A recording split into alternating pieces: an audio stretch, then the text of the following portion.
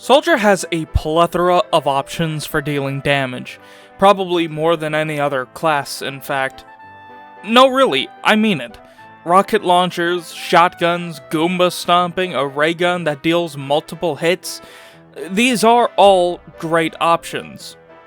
Of course, there are combos out there that encourage heavy rocket launcher use, taking away your shotgun and restricting you to just using the rocket launcher in the melees.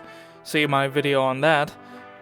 But there is a set out there that encourages more shotgun and even melee use, with the rocket launcher falling to a still primary but less so role with proactive weapon switching playstyles.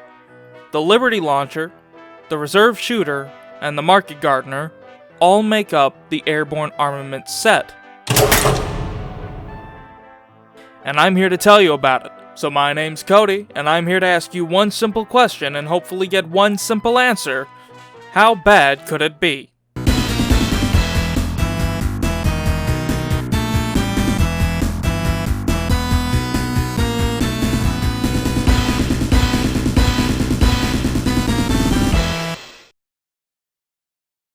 Once again, I would like to thank Ed Weenie for helping gather footage, and I'd like to give a big thank you to Captain Ash for providing the voiceover, and finally, big thank you to Naga Trinity for his competitive viewpoints on all of these videos. If you'd like to give the competitive Team Fortress 2 community a try, go over and check out the TF2 Coaching Central Discord in the description below. They've recently rebranded, and they're looking to hit about 1,000 members for a tournament. So if you want to check that out, please, with all means, go for it. If you like what you see here, subscribe and consider becoming a channel member. Thank you. To break this down, I'll be covering each weapon individually with a casual view, and then we'll give it over to our guest for a competitive view. At the end, we'll discuss their use together as a set, but first, let's look at some history. Just as last week's Soda Popper, this set was added in the Uber update in 2011, revealed on day 3, where there was also the General's Formal set the same day, another set for Soldier. This set, unlike the Polycount packs, did not have any bonuses attached whatsoever, so equipping the whole set didn't make you headshot invincible, or quieter, or anything like that. This set's cosmetic, the Jumper Jeep Cap, is also a favorite of mine, but that's not as important as the stats. The Liberty Launcher is an interesting case of a rocket launcher having more of a utility than raw power. Taking some cues from the rocket jumper, this thing deals less damage overall.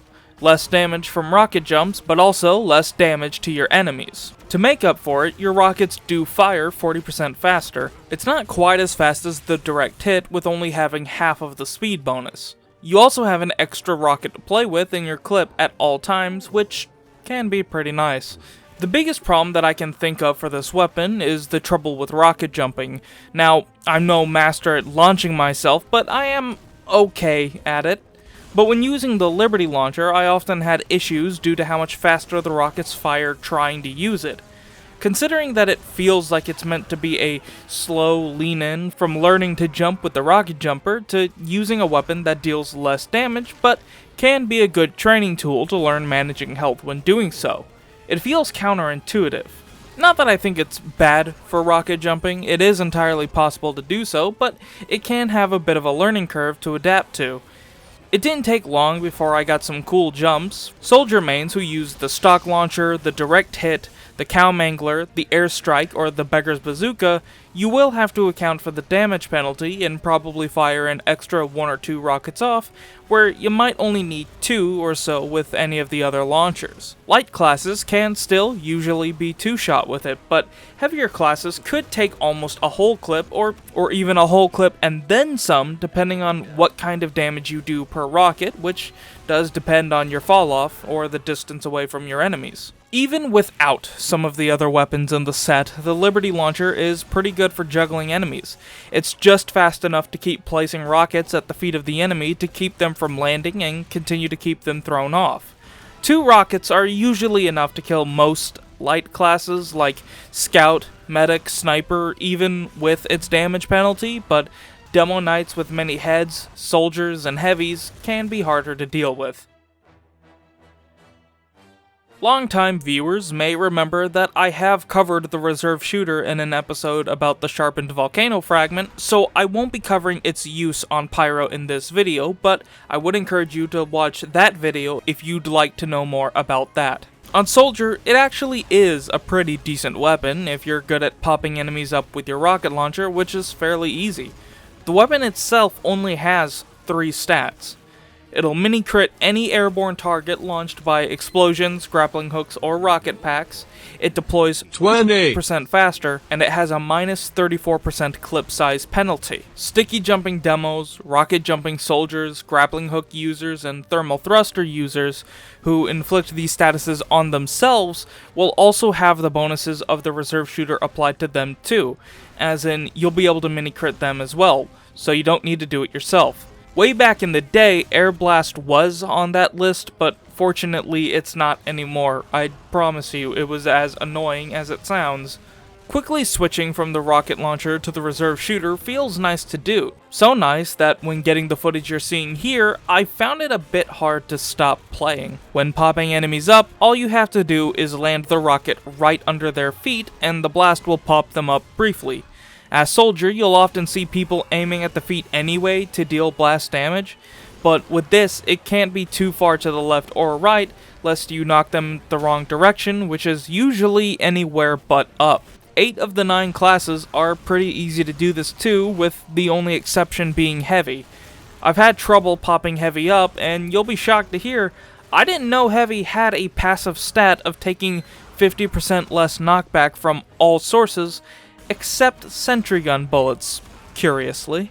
Heavy is the only class that has this passive at all times, so keep that in mind when you're engaging in combat with the intent to use the reserve shooter. It's a comically large spoon. What did you want me to say about it? The Market Gardener is probably the most popular soldier melee, and for good reason. It's a weapon that holds almost no practical value to most players, but is immensely popular. It holds only one use, and that's to get those wacky crits. While blast jumping, anyone you hit will receive critical damage, and it fires 20% faster. I don't make the rules, I just follow them. You'll typically see it paired with rocket jumpers or regular rocket launchers and gunboats. These kinds of soldiers will typically rely on being airborne and using melee as their primary attack, with only the latter having any ranged options at all. I have seen a few people use the shotgun and the rocket jumper, but it is much less common.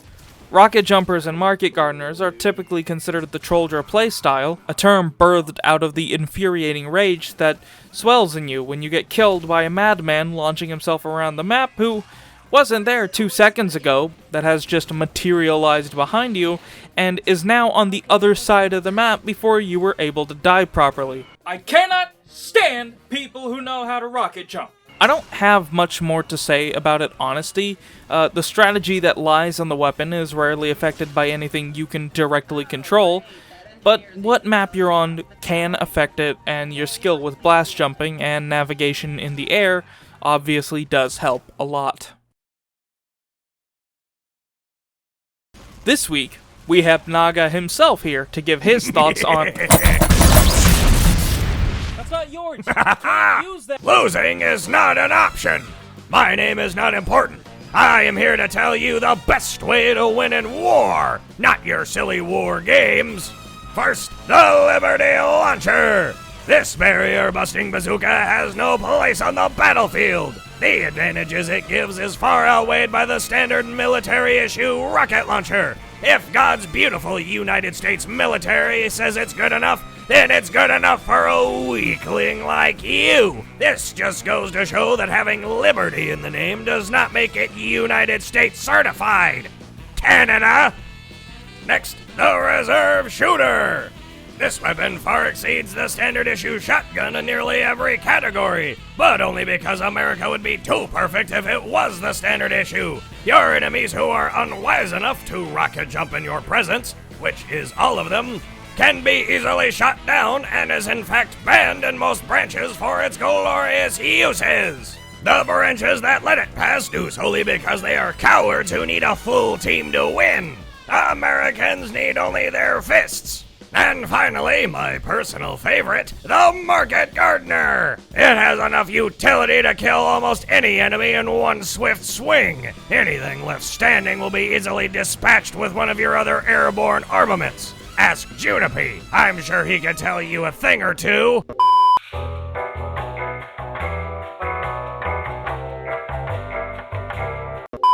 I'm sorry about that, folks. Disregard that. Anyway, here's the real guest for the video, and he's gone. Where'd he go? Hey, where'd he go? He left? Why? Oh, fuck it, I guess.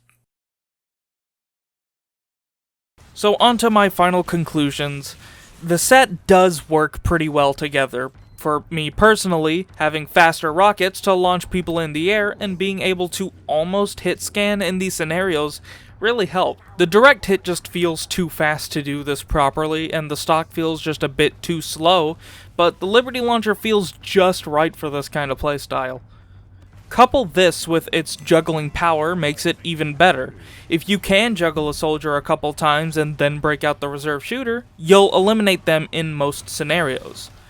The reserve shooter is responsive, and considering it has no limited time anymore means the longer you can keep them in the air, the more damage you can get out. Base jumper demos and soldiers who blast jumped beforehand will remain in this state for the entire duration they're in the air, making it a good tool for dispatching them. The Market Gardener is obviously the hardest one here to use and even harder to master. I myself still can't rocket jump practically at all. If you can, it is a very useful tool to have. There's no height or verticality limit that you have to hit, just be in the air under a blast jump condition at all. This set is a high recommend to try, but it's the long-term use that just isn't there for me.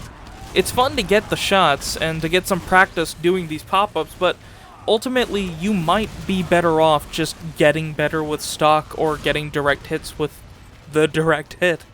Black Box has survivability and no damage penalty, and there are better options for a rocket for long-term use, but this one isn't the worst in the bunch.